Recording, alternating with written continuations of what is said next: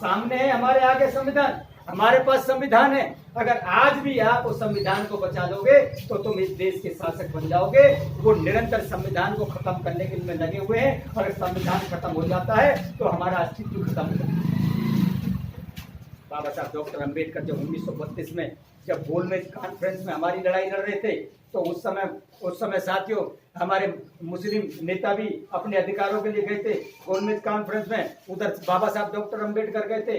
जब बाबा साहब डॉक्टर अंबेडकर ने पहली गोलमेज कॉन्फ्रेंस में अपनी सारी की सारी मांगे मनवा ली थी, लेकिन पहली गोलमेज कॉन्फ्रेंस में गांधी जी नहीं गए थे। तो गांधी जी जब नहीं गए तो फिर उसके बाद भागे भागे दूसरी गोलमेज कॉन्फ्रेंस में गए।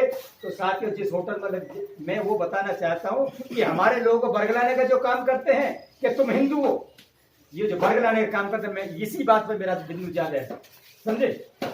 तो जब बाबा साहब डॉक्टर जब हमारी लड़ाई लड़ रहे थे तो दूसरी गोलमेज कॉन्फ्रेंस एक दिन बाद दूसरी गोलमेज कॉन्फ्रेंस होनी थी। और जहां गांधी जी ठहरे हुए थे जिस होटल में इंग्लैंड के अंदर, वहां मुस्लिम जो नेता गए थे उनको बुलाया और बुलाने के बाद में उस गाय को माता कहते हैं, उस गाय का मीट खिलाया और मीट खिलाने के बाद में एक पूरे कागज पर सिग्नेचर करके दे दिए कि तुम अपनी सारी की सारी मांगे लिख लो, मैं तुम्हारी सारी मांगे मानने के लिए तैयार हूं, लेकिन मेरी एक मांग है।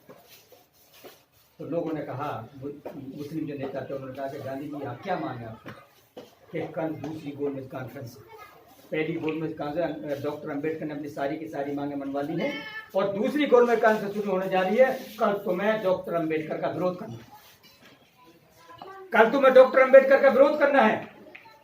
तो जो मुस्लिम नेता थे एक दूसरे का चेहरा देखने लगे और मन में सोचने लगे ये महात्मा है या शैतान है। उन्होंने मन में सोचा कि हम भाई विरोध नहीं करेंगे और सीधे बाबा साहब डॉक्टर अंबेडकर के पास में जाते हैं जहाँ बाबा साहब जी होटल में रुके थे और उनको बताया कि डॉक्टर अंबेडकर गांधी हमसे ऐसे कह रहा था। तो बाबा साहब ने पूछा कि आपकी क्या राय है। तो उन्होंने कहा आप कैसी बात कर रहे हैं, अरे आप अपने लोगों के अधिकारों को लिए आए हैं और हम अपने लोगों के अधिकारों को लिए आए, हम आपका विरोध बिल्कुल नहीं करेंगे। अगर मुस्लिम नेता अगर बहकावे में आ जाते और बाबा साहब का विरोध कर देते तो क्या हमें अधिकार मिल जाते कि आज मैं पतलून पहन के, अच्छी पतलून पहन के, कमीज पहन के आपके सामने बोलने का काम तो मेरी औकात नहीं। मैं हाईडिल से एग्जीक्यूटिव इंजीनियर से रिटायर्ड हुआ हूँ, क्लास 1 पोस्ट से रिटायर्ड हुआ 31 जुलाई को। मैं कहीं चपरासी भी नहीं बनता। अगर बाबा साहब डॉक्टर अंबेडकर हमें अधिकार नहीं दिलवा पाते संविधान सभा में तो मैं चपरासी के झाड़ू लगाने पे मुझे नहीं रखा जाता। ये स्थिति हमारी थी। आज हमारे कुछ नौजवान कहते हैं कि भाई हम पढ़े इसलिए नौकरी मिली। अवसर अगर नहीं है तो योग्यता शून्य होती है।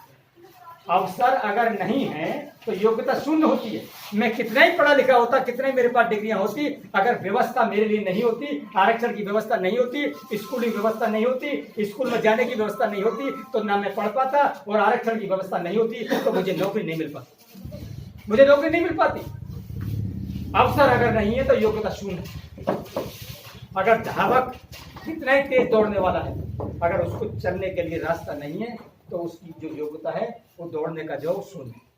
ये बाबा साहब डॉक्टर अंबेडकर ने हम अवसर प्रदान किए, उन अवसर को हमने अवेल किया, उनको हमने हासिल करने के बाद में उन अवसर को हमने उन रास्तों पर हम चले और आज हमारे लाखों कर्मचारी अधिकारी इस देश में IAS के डॉक्टर इंजीनियर हजारों हैं, समझे। किसके कारण हुए? ये केवल और केवल बाबा साहब डॉक्टर अंबेडकर की बदौलत है, किसी देवी देवता की बदौलत नहीं, किसी देवी देवता की बदौलत नहीं है।